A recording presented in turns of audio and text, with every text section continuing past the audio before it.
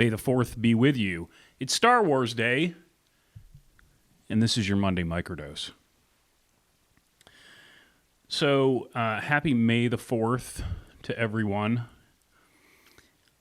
A New Hope, which back in the olden days we just called Star Wars, released May of 1977. I was halfway through my 11th year. And, you know, it had the effect that you've read about and you may have experienced yourself. And if memory serves, my brother, my sister, and I saw it multiple times, although my memory may be a little foggy on that. But we did, we were traipsed out to the Fox Valley Mall, and we did see Star Wars. And, you know, I'm not super nerdy about it, but, you know, I think at least half the population, the hero's journey resonates with. It certainly does with me. And, you know, we waited, I think, 3 years for Empire. And then I think another 3 years for Return of the Jedi. And then there was a long wait. And then the prequels came. And let's be honest, those were horrible. I bring all this up because, you know, and I don't know exactly what the timeline is, but the Clone Wars animated series arrived. And I've spoken about this before, you know, albeit briefly. I was late to the game when it comes to the animated series. You know, a guy that I know not only recommended it to me, but kind of, I believe, told me at the time that Ahsoka was the most important character. I may be misremembering that, but the point of all of this is, if you are not watching, or if you have not watched the Clone Wars animated series, and you like Star Wars, you need to get yourself a Disney Plus subscription. And I'm fully aware that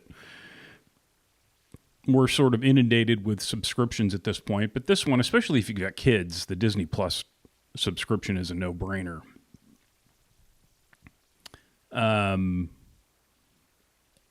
You know, the good news is that I think there's now 7 seasons. We're just getting ready to finish up the 7th season. In fact, today is the release of the last episode of the final season of the Clone Wars animated series.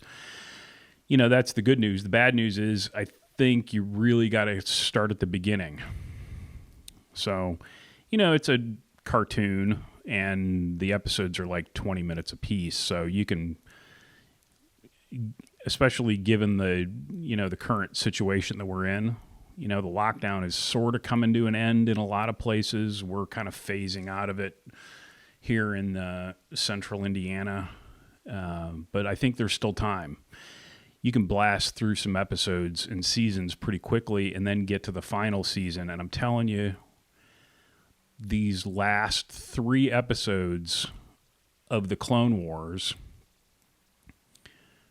could possibly be the finest Star Wars, period.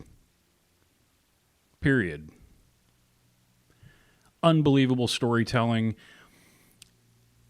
And it actually makes Revenge of the Sith, which is a horrible movie by all accounts, better. It adds depth to that story, and it makes Anakin's story one whole hell of a lot more tragic. So, not an ad for Disney Plus, but certainly a recommendation to watch the Clone Wars if you like good storytelling. And this is really good storytelling. So speaking of things that are not ads, you may be saying to yourself, Chris, did you get a new razor? Yeah, I did. I couldn't bring myself to cut my own hair, which is still an absolute train wreck. I'm, I don't know what the lines at the barbershop are going to be like, as I've said before, but I think it's still going to be a while before I can get a haircut. And I was about to the point where I was going to get the clippers out and just go to work. But like I said, I didn't have the guts to do that, so I did the next best thing, which was I took the beard off. I've been on this kind of personal quest to, get as much plastic out of my life as I can. And one of the last things was the razor. And last year I tried a safety razor, finger quotes, safety razor, and as many videos as I watched, and every time I tried to use it, my face looked like a crime scene. And there's a lot of people out there that love safety razors, and I'm sure some of them would tell me, well, you're just not doing it right. You don't have the right razor. You're not using the right blades. I just didn't want to, spend the time and the money that would be involved in buying, a handful of different razors until I finally found the one that worked for me. And I had been seeing ads for this thing called a leaf razor. And I was a little bit confused about it initially because it looked like it needed a kind of a proprietary blade. And I thought, well, I don't want to get into that. The whole idea behind using, a razor like this is that you can just buy any blade and you're not throwing away a plastic razor every, couple of weeks. And, I did a little bit more investigation, and that's not really the case. This leaf razor looks like, a pivoting head plastic razor that you would buy, but the top opens up, and instead of loading in, whole double-edged blades, you actually, while the blade is in the paper, you snap it in half, and then you load those halves in, and you can load in up to 3 blades. And so I decided to take the plunge and order one of these. I think they do have a 30-day guarantee. You'll have to do your own. Like I said, this is not an ad, so you're going to have to do your own investigation if this is something. But I do believe there's like a 30-day guarantee on the thing. And it was marvelous. Loading it was easy. And like a lot of things that I sell, it's a little expensive to buy, but it's going to be cheap to own. The razor itself is going to set you back about $100. But then the blades, you can get blades from them in a starter pack, which is what I got, and you get like 50 Astra blades, which is actually 100 edges, because again, you're snapping them in half. And you can buy a box of Astra blades for I think $6 or $7. The feather Japanese blades I really like, and you can get I think 50 or 100 of those for $20. So, expensive to buy on the front end, but cheap to own. The handle's a little long for my taste, and it is a little slippery when it gets wet. I tried to use it in the shower the other day, and it worked. I just wish it was a little grippier. But again, not an ad, but I do like sharing things that I find are well made and of value. And if you're interested in trying to get away from plastic razors, it may be worth investigating. I believe it's leafshave.com, but before I upload this, I'll verify that. I did a piece for my blog. I don't know, late last week, about riding to the shop for the first time. And, as I say in this piece, full disclosure, it was actually the first time I'd been on my bike this year. And I think that's a record for late start. Not something I'm terribly proud of, but I did a kind of an analog digital commute, right? So I rode my cycle truck to work, and then I rode the Big Easy home. And so I wrote up a piece kind of talking about that. If you're interested, you can go to thepsychetrailer.com, and all the blog posts are just kind of down at the bottom of the page, toward the bottom of the page. Or you can also get those direct to your email box, and if you just go to the website and sign up, put your email in. I try to do one post a week, but quite honestly, it ends up only being like one or two a month.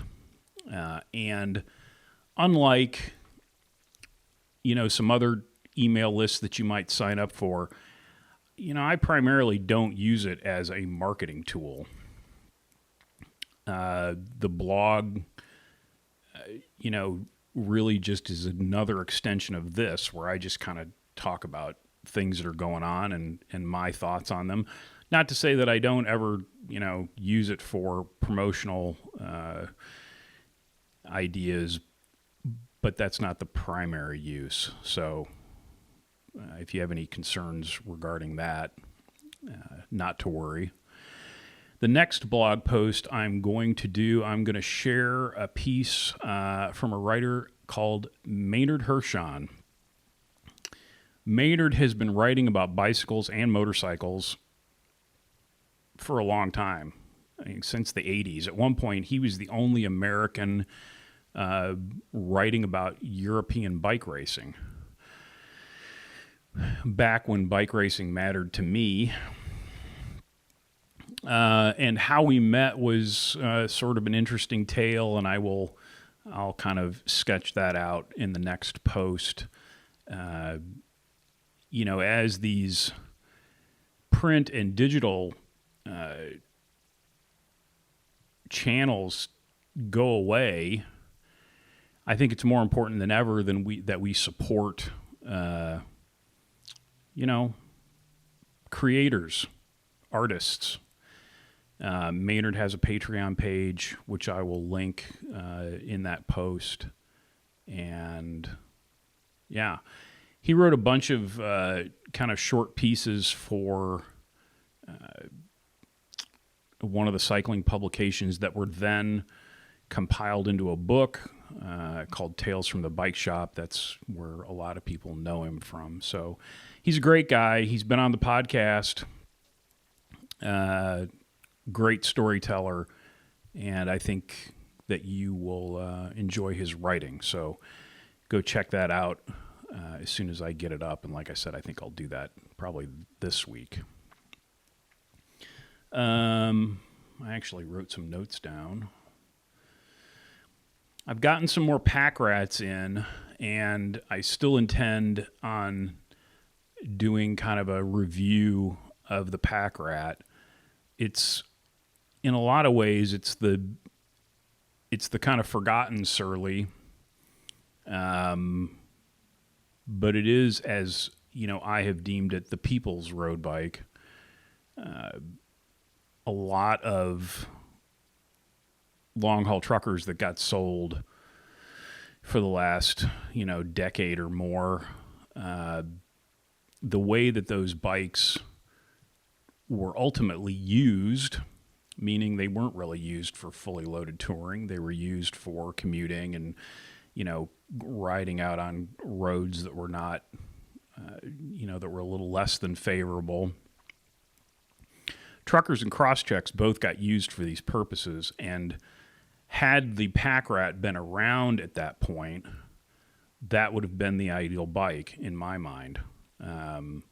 So as soon as I can get the lighting figured out in the shop, it's just those fluorescents back there just are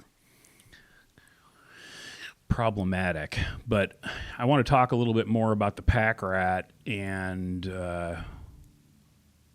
because I honestly don't want to see it go away, and I think a lot of people would really be well served with that bike. That's it for today. As always, thank you all for watching. Please subscribe if you haven't. It does help with the distribution of the videos. A lot of people, I look at the reports, and a lot of people watch the videos, and probably only half or less than half are actually subscribed. So it doesn't take but a second. Click the subscribe, and that will help me out quite a bit. Thanks for watching. I hope you're all doing well. Happy Star Wars Day. Until next time, be nice, work hard, ride bikes, go watch the Clone Wars. I'll talk to you soon.